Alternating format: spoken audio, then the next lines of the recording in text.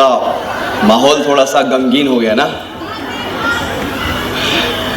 Performance देख के मैं खुद को भी रोक नहीं पाया। हम लोग खुद बहुत एक्टिंग करते हैं, लेकिन जब बात आती है अपने फादर की, उनके स्ट्रगल की, परफॉर्मेंस किसी का भी देखो, खुद का टाइम याद आ जाता है। सॉरी, मैं कभी ऐसे किसी फंक्शन में ऐसे नहीं करता, पर आप लोग एकदम गलत टाइम में बुला लिया मेरे को।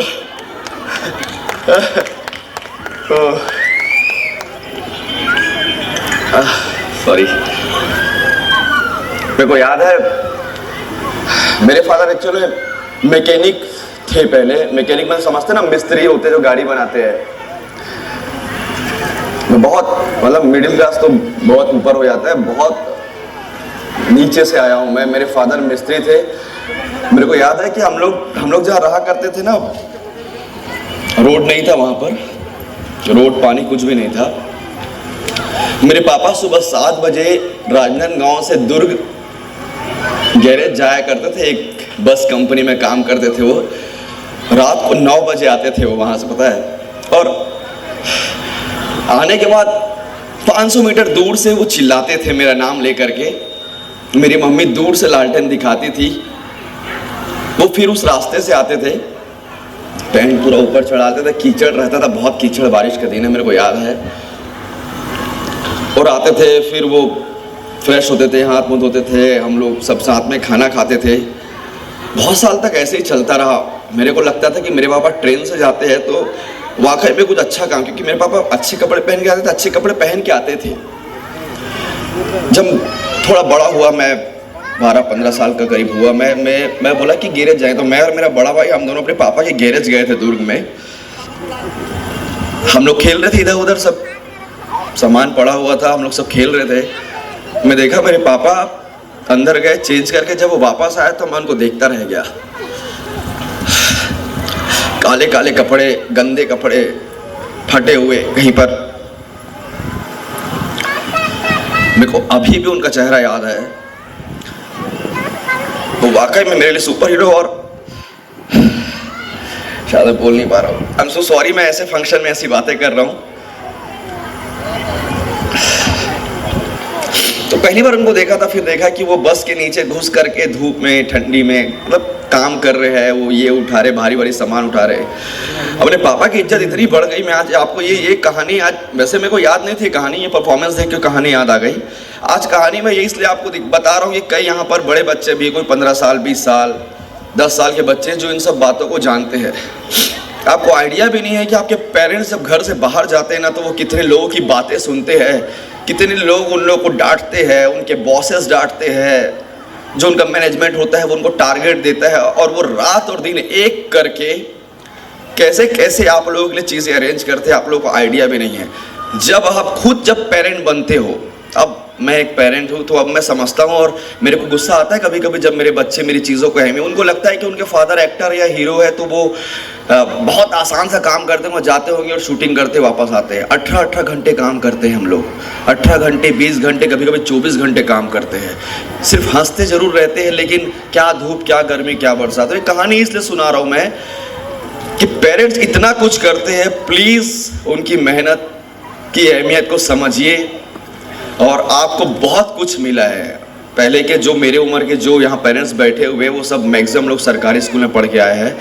आप लोगों को इतना अच्छा स्कूल मिला है, इतना अच्छा स्टाफ, एजुकेशन और इतनी सारी सुविधाएं मिली है। आप सबसे रिक्वेस्ट है कि उसकी अहमियत को समझिए, क्योंकि सबको ये नसीब नहीं हुआ है। खास करके आपके पेरेंट्स को ये नसीब नहीं हुआ होगा। घर जाके उनकी कहानी सुनिएगा, अपने दादा दादी का स्ट्रगल सुनिएगा, आपको लगेगा कि आपके पास इतना कुछ है जितना उनके पास उनका 10% भी नहीं था। तो बस उनकी अहमियत समझिए। आपका पूरे स्टाफ का, पूरे मैनेजमेंट का बहुत बहुत थैंक यू कि आपने ऐसे प्रोग्राम में मुझे बुलाया। मैं बहुत सारे इवेंट्स में जाते हैं, नाचते गाते डांस करते वापस आते, लेकिन पहली बार ऐसा लगा कि मैं ऐसी जगह आया हूँ जहाँ मैं कुछ ऐसा बता सकता हूँ जो लोग समझेंगे। तो आप अपने मम्मी पापा को समझिए। आजकल के बच्चे लाउडली बोल देते हैं, अपने माता पिता को बहस करते हैं, मुजूरी करते हैं। मत कीजिए, क्योंकि जिस दिन आप पेरेंट्स बनेंगे आपको समझ आएगा कि वाकई में हम बहुत गलत करते थे। मेरे को भी अब लगता है कि जब कभी मैं अपनी मम्मी से ऊंची आवाज़ में बात कर लिया करता था, पापा से तो खैर बहुत ही प्यार था, पापा से तो ऊंची आवाज़ में बात नहीं की हमने, लेकिन मम्मी से जब ऊंची आवाज़ में बात कर लिया, अब जब मेरी बेटी या मेरा बेटा जब अपनी मतलब उनकी मम्मी से जब बात करते हैं तो इतना बुरा लगता है, ऐसा लगता है कि कैसे बच्चे जो समझते नहीं, जो तुम्हारे लिए सुबह से उठ करके रात तक के जो माँ सोती नहीं, तुम्हारे उठने के पहले उठती है, तुम्हारे सोने के बाद सोती है, फिर भी तुम बच्चे उसकी अहमियत नहीं समझते। तो ये सिर्फ एक छोटी सी कहानी है ये समझाने के लिए कि अपने माता पिता की अहमियत को समझो, क्योंकि वो आपके लिए बहुत जलते हैं, तब जा कर के आप अच्छे कपड़े, अच्छी एजुकेशन, अच्छा खाना खा पाते हैं। ज़्यादा कुछ है नहीं मेरे पास बोलने के लिए, मैं अपना इंट्रोडक्शन भी नहीं दे पाया। मेरा नाम मन कुरैशी है और मैं फिल्मों में काम करता हूँ। बहुत सारे इवेंट्स में जाते हैं, लेकिन बहुत कम होता है जब हम स्कूल कॉलेज में जाकर अपनी बात बोल पाते हैं। और पूरे स्टाफ का, पूरे मैनेजमेंट का बहुत बहुत धन्यवाद, जो आपने मुझे इस काबिल समझा कि मैं आपके सामने यहाँ पर इतने पढ़े लिखे लोगों के सामने आकर के यहाँ पर ऐसी बात कर सकूँ। आपका बहुत बहुत धन्यवाद। और धन्यवाद यहाँ के टीचर्स का, या फिर जिन्होंने भी कोरियोग्राफ किया है, इतना कमाल कोरियोग्राफ किया है। बच्चों का जो कॉन्फिडेंस है वो देखते बन रहा है, क्या कर रहे हैं। मतलब हम लोग जो काम करते हैं वो कट में करते हैं, कट में 4 बीट 5 बीट 32 बीट का काम करते हैं, फिर रुक जाते हैं, फिर हमको सिखाया था, फिर हम काम करते हैं। एक बच्चा भी अपना बीट नहीं छोड़ रहा है और वो इतने कॉन्फिडेंस से काम कर रहे हैं। ये उनको ट्रेनिंग मिली है और इतनी अच्छी ट्रेनिंग मिली है कि मैं आश्चर्यचकित था कि वो लोग इतना अच्छा कैसे कर सकते हैं। तो जो भी टीचर्स और जो भी इस मेहनत के पीछे है, आप लोग बहुत थैंक यू। कमाल आपने कोरियोग्राफ किया है। और लास्ट वाला जो था वो ऑसम था, और उसके पहले वाला एक जो था वो एक बच्ची थी, बीच में एक बच्ची थी, वो एक बीच में बच्ची थी सेंटर में, बाप रे मेरी नज़र नहीं हट रही थी उससे, क्या कर रही थी वो। तो आप सबको बहुत बहुत शुभकामनाएं। जितना अच्छा आपने यहाँ किया है, उम्मीद है जब भी भविष्य में आपको मौका मिलेगा आप सब ज़रूर करेंगे। और क्या बोलूँ, थैंक यू वेरी मच। और सॉरी आप लोगों ने इतना सारा समय ले लिया, अपनी ऐसी कहानी बताई जो शायद मैंने कभी किसी को नहीं कही, ना अपने दोस्तों को, ना अपने पेरेंट्स को। तो आज जा करके अपने पेरेंट्स के ऊपर गले लगाइएगा और ज़रूर उनसे थैंक यू कहिएगा। जो बड़े हो गए हैं वो अपने बुजुर्ग माता पिता को थैंक यू बोलिएगा, जो बच्चे हैं वो अपने यहाँ बैठे हुए माता पिता को ज़रूर थैंक यू बोलेगा। Thank you all very much. That was indeed motivating and extremely informative. We are honored and privileged to have you among us.